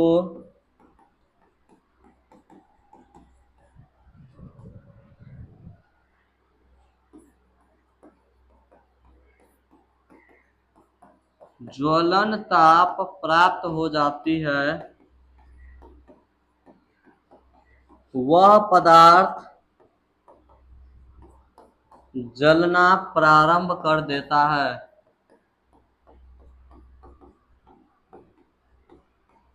वह पदार्थ क्या करना प्रारंभ कर देता है, जलना प्रारंभ कर देता है। ठीक है। चलिए अब आगे अगला पॉइंट अपने लोग का। अब आता है ज्वाला किसको कहते हैं, ये था ज्वलन ताप। अब आता है ज्वाला। अब क्या आता है, ज्वाला। चलिए ज्वाला के बारे में जानते हैं अब। हाँ, सबसे पहले जानेंगे ज्वाला क्या होता है। ठीक है।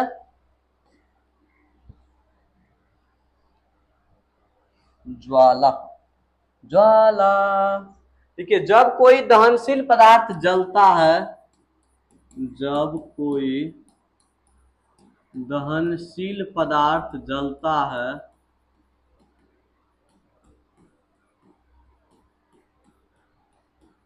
जब कोई दहनशील पदार्थ जलता है तो उसके जलने के दौरान, तो उसके जलने के दौरान, तो उसके जलने के दौरान जो चमकीली गैस से भरी हुई रोशनी वाली जो चमकीली गैस की उत्पत्ति होती है ज्वाला कहलाती है। क्या कहलाती है साथियों? ज्वाला।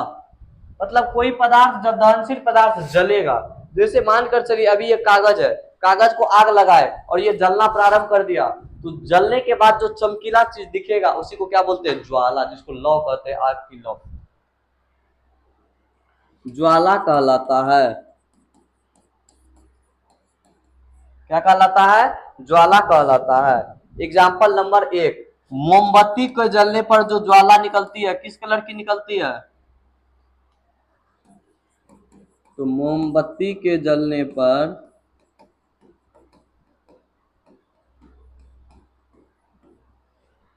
पीली रंग की ज्वाला निकलती है। किस रंग की?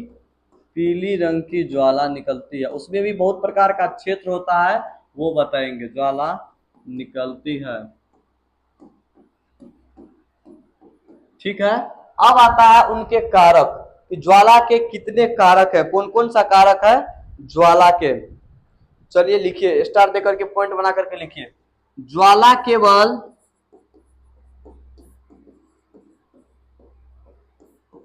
उन्हीं दहनशील पदार्थों के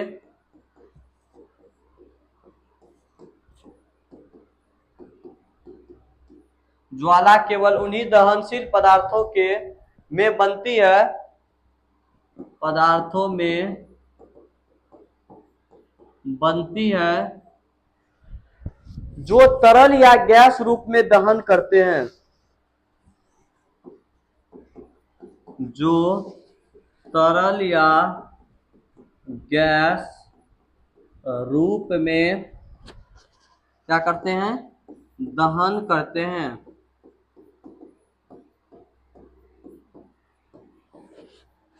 ज्वाला केवल उन्हीं दहनशील पदार्थों बनती है जो किस रूप में जो दहन करेंगे, या तो तरल रूप में या तो गैस रूप में, ठीक है। नेक्स्ट पॉइंट लिखिए अगला, ठोस पदार्थ कोयला बिना ज्वाला के भी जल सकता है। अब एग्जाम में क्वेश्चन में आएगा, निम्न में से कौन सा पदार्थ है जो बिना ज्वाला के जलता है? तो बबुआ आंसर दीजिएगा। तो ठोस पदार्थ कोयला बिना ज्वाला के भी जलता है। एकदम पॉइंट बना करके लिखते चलिए, बिना ज्वाला के भी जलता है। नेक्स्ट पॉइंट, ईंधन को वायु में जलाकर ज्वाला पैदा की जाती है। नेक्स्ट पॉइंट में लिखेंगे, ईंधन को वायु में जलाकर, तो सबको पता है फिर भी लिख लीजिए, ज्वाला पैदा किया जाता है।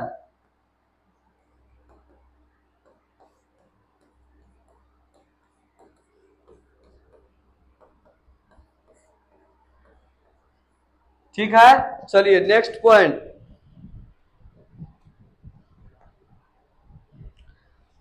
हो गया। ये 3 पॉइंट हो गया, इसको आप लोग याद रखिएगा। अब अपने लोग का आता है ज्वाला के प्रकार। क्या आता है? ज्वाला के प्रकार। ज्वाला के 3 प्रकार है। कितने प्रकार? ज्वाला के 3 प्रकार है। कौन कौन सा ज्वाला? तो चलिए अपने लोग अब जानते हैं ज्वाला के कौन कौन सा प्रकार है।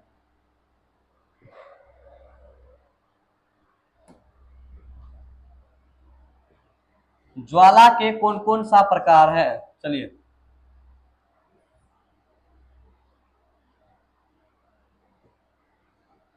लिखिए, ज्वाला के कौन कौन सा प्रकार हैं।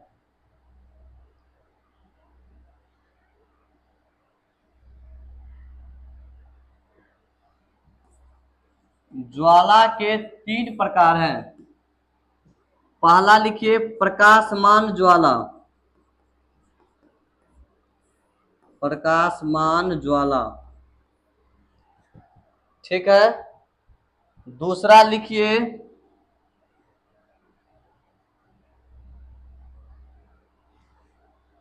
दूसरा लिखना है प्रकाशहीन ज्वाला। प्रकाशहीन ज्वाला, प्रकाशहीन ज्वाला। और तीसरा लिखिए प्रकाशमान ज्वाला, प्रकाशहीन ज्वाला, और एक ज्वाला और आता है जिसको हम लोग बोलते हैं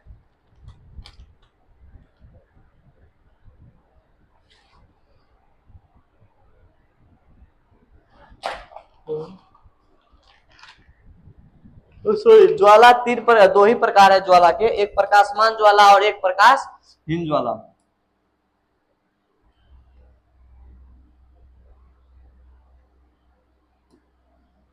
ठीक है, चलिए अब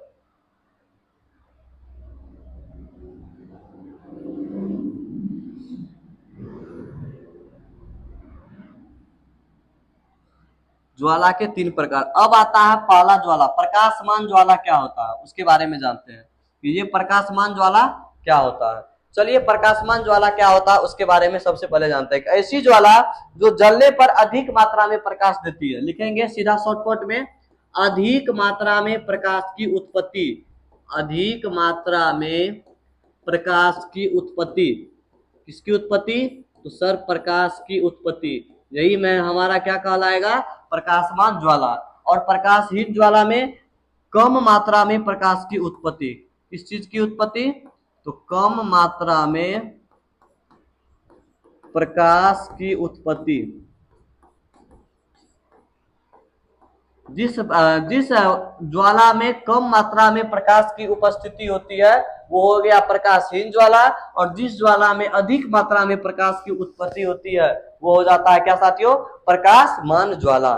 ठीक है, अब आता है आपका प्रकाशमान ज्वाला और प्रकाशहीन ज्वाला के बीच का अंतर स्पष्ट करना है। किससे किसके बीच, तो सर प्रकाशमान ज्वाला और प्रकाशहीन ज्वाला के बीच अंतर स्पष्ट करें।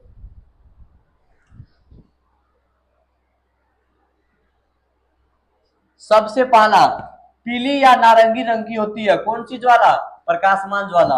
और प्रकाशहीन ज्वाला किस रंग की होती है, तो सर यह नीली रंग की होती है। किस रंग का, नीला रंग, जो दिख रहा है अभी ये बोर्ड पर, कौन सा रंग, नीला रंग का होता है। ठीक है, उसके बाद यह अधिक प्रकाश देता है, यह कम प्रकाश देता है। अधिक प्रकाश प्रकाशमान वाला और कम प्रकाश प्रकाशहीन वाला, याद रखिएगा। यह कम तापमान देता है, जाहिर है अधिक प्रकाश देगी, कम तापमान, कम प्रकाश देगी, अधिक तापमान देता है।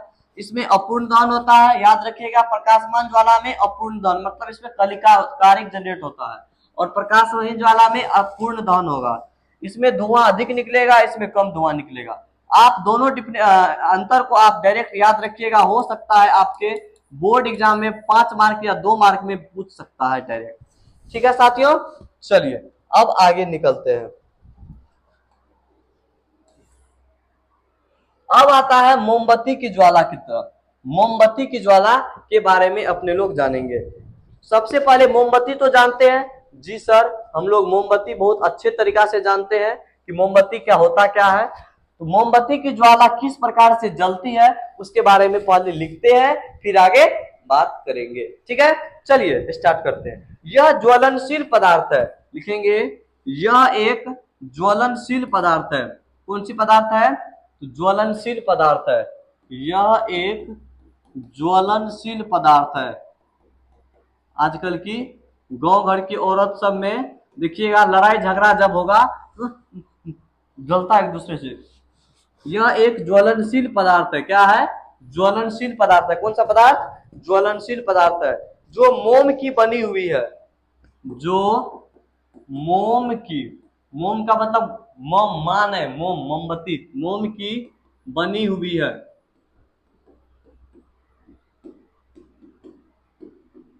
मोम की बनी हुई है। मोम ठोस हाइड्रोकार्बन का मिश्रण होता है। मोम ठोस हाइड्रोकार्बन का मिश्रण होता है। हाइड्रोकार्बन क्या होता है, जो हाइड्रोजन और कार्बन के संयोग से बनता है उसको बोलेंगे हाइड्रोकार्बन।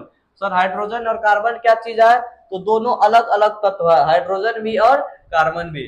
तो ठोस हाइड्रोकार्बन का मिश्रण होता है, का मिश्रण होता है। मोमबत्ती को जलाने पर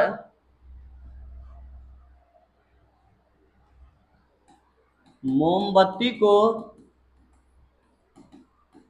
जलाने पर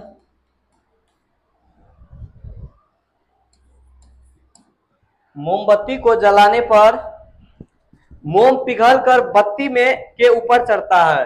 मोमबत्ती को जलाने पर मोम पिघल करके मोम पिघल कर बत्ती के ऊपर चढ़ता है। बत्ती का मतलब वो बत्ती नहीं, ऊपर चढ़ता है, जो उसका बत्तीहर होता है, बत्ती के ऊपर चढ़ता है तथा वाष्प में परिवर्तित हो जाता है। तथा वाष्प में परिवर्तित हो जाता है।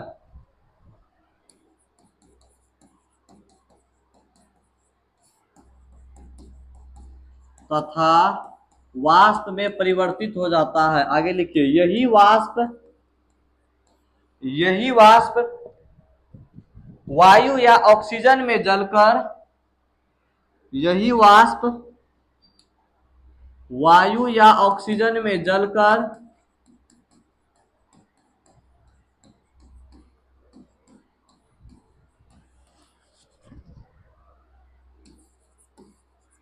ज्वाला उत्पन्न करता है। क्या करता है? ज्वाला उत्पन्न करता है। वायु या ऑक्सीजन में जलकर क्या उत्पन्न करता है? ज्वाला उत्पन्न करता है। अब आता है मोमबत्ती के जलने की प्रक्रिया। मोमबत्ती जलती कैसे है, उसका प्रक्रिया क्या है? सबसे पहले बत्ती जलने पर मोम पिघलकर तरल पदार्थ बनता है। सबसे पहले क्या लिखेंगे? बत्ती जलकर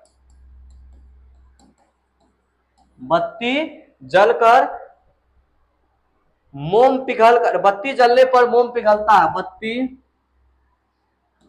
जलने पर मोम पिघलकर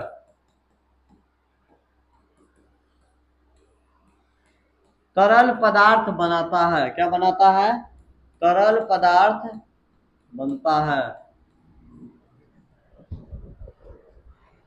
दूसरा, तरल मोमबत्ती के धागे द्वारा, वो जो तरल पदार्थ बना, अब लिखेंगे तरल पदार्थ मोमबत्ती के धागे द्वारा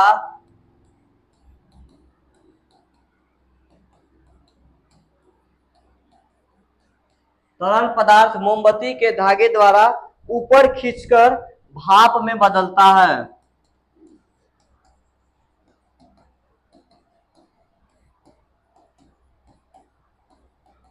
ऊपर खींचकर भाप में बदलता है। तीसरा पॉइंट, यह भाप जलती है और ज्वाला बनती है।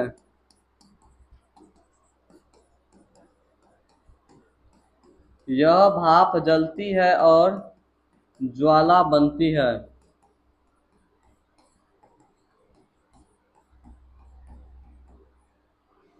यह भाप जलती है और ज्वाला बनती है। ये तीन प्रक्रिया द्वारा आपको मोमबत्ती जलता है। इसके बारे में और डिटेल से जानते हैं, फिर एक बार मोमबत्ती का पूरा डिटेल से बता देंगे। ठीक है, चलिए, ये हो गया आपका मोमबत्ती का ज्वाला। अब आता है मोमबत्ती का ज्वाला का बनावट। मोमबत्ती के ज्वाला की बनावट, कि मोमबत्ती का ज्वाला किस तरह से बनता है। ठीक है, चलिए मोमबत्ती का ज्वाला का बनावट को अब जानते हैं।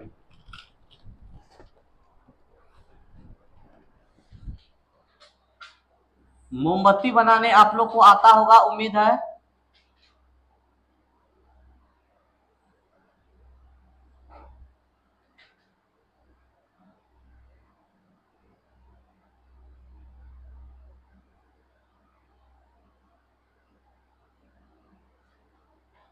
इस तरह से आपका मोमबत्ती रहता है। ठीक है, इस तरह से आपका क्या रहता है? मोमबत्ती। और इसको अगर हम अच्छा से बनाने का प्रयास करें तो आप लोग देखिए, अगर अच्छा हमसे बनेगा तो हम जरूर बनाते हैं। रहने दीजिए इसको वैसे ही, ठीक है, जैसे था वैसे अच्छा था। चलिए, ये आपका मोमबत्ती है। ये मोमबत्ती का ज्वाला का बनावट, इसमें तीन पार्ट होता है। एक पार्ट होता है प्रकाशमान मंडल, प्रकाशमान मंडल इसका ज्वाला का। दूसरा पार्ट होता है प्रकाशहीन मंडल, और तीसरा पार्ट होता है आपका केंद्रीय मंडल। कौन सा मंडल? केंद्रीय मंडल।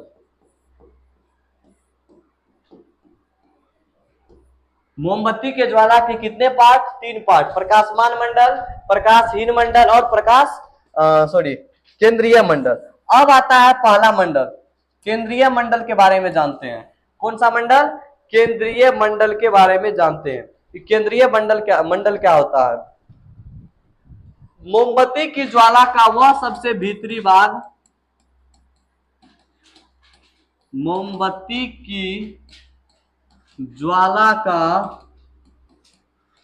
वह सबसे भीतरी भाग, मोमबत्ती की ज्वाला का वह सबसे भीतरी भाग जिसमें अधजले ईंधन, जिसमें अधजले ईंधन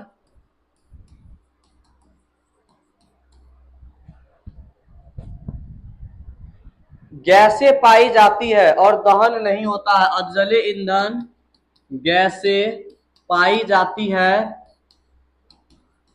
और दहन नहीं होता है, और दहन नहीं होता है, केंद्रीय मंडल कहलाता है। और दहन नहीं होता है, केंद्रीय मंडल कहलाता है।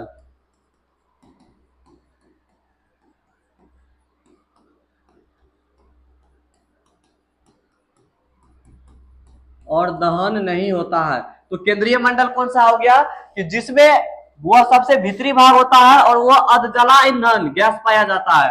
अधजला ईंधन मतलब आधा जला हुआ रहता है, वो गैस पाया जाता है और वहां पर दहन नहीं होता है, उसको कौन सा मंडल बोलेंगे? केंद्रीय मंडल। यह कहाँ पाया जाता है? तो यह सबसे अंदर होता है। कहाँ होता है? सबसे अंदर पाया जाता है, यह सबसे अंदर होता है। दूसरा पॉइंट लिख लीजिए, यहाँ पर मोम का भाप और अधजला ईंधन, यहाँ अधजला ईंधन मिलता है। कौन सा ईंधन? तो अधजला ईंधन। तीसरा पॉइंट, इसमें दहन नहीं होता है या बहुत कम होता है, इसमें दहन नहीं होता है। ठीक है, अगला पॉइंट, इसको हम लोग अंदरूनी काला मंडल भी कहते हैं। अंदरूनी काला मंडल अन्य नाम हुआ इसका, अन्य नाम, जैसे लोगों का अन्य नाम, छुटका, भुटका, मुटका, सुटका, सो जो भी नाम होता है वो नाम। इस तरह से ये हो गया आपका कौन सा मंडल?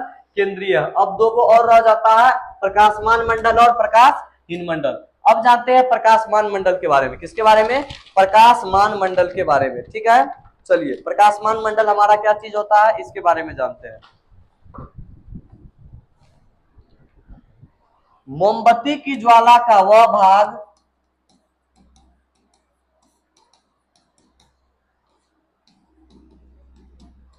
मोमबत्ती की ज्वाला का वह भाग जो पीले रंग का होता है, जो पीले रंग का,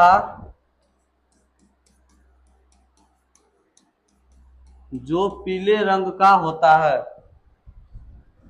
अधिक प्रकाश देता है और इसमें अधिक प्रकाश देता है, अधिक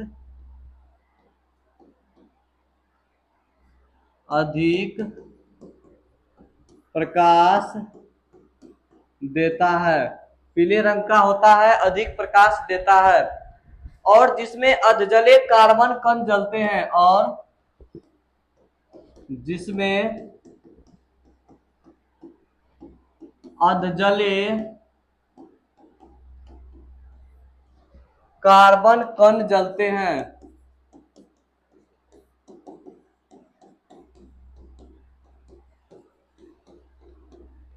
प्रकाशमान मंडल कहलाता है, प्रकाशमान मंडल कहलाता है। किसको कहते हैं प्रकाशमान मंडल? यह किस कलर का होता है? तो यह पीले रंग का होता है। ठीक है, यह अधिक प्रकाश देता है, इसमें अधजले कार्बन कण जलते हैं, उसको हम लोग बोलते हैं प्रकाशमान मंडल। इसका कौन कौन सा विशेषता है? चलिए, इसका अन्य नाम है मध्य मंडल भी कहते हैं। इसका अन्य नाम लिख लीजिए, जैसे केंद्रीय मंडल का अन्य नाम अंदरूनी काला मंडल, वैसे ही प्रकाशमान मंडल का अन्य नाम मध्य मंडल। क्या नाम है? मध्य मंडल। आगे, इसका रंग कैसा होता है? इसका भी रंग पीला ही होता है, लेकिन यह पीला चमकीला रंग का होता है, हल्का चमकते रहेगा, पीला और चमकीला रंग का होता है। तीसरा पॉइंट, इसमें अपूर्ण दहन होता है। इसमें कैसा दहन होता है? तो इसमें अपूर्ण दहन होता है। पूर्ण दहन या अपूर्ण दहन? अपूर्ण दहन होता है। केंद्रीय मंडल में कोई दहन की प्रक्रिया नहीं होती है। उसके बाद इसमें अधजले कार्बन कण जलते हैं और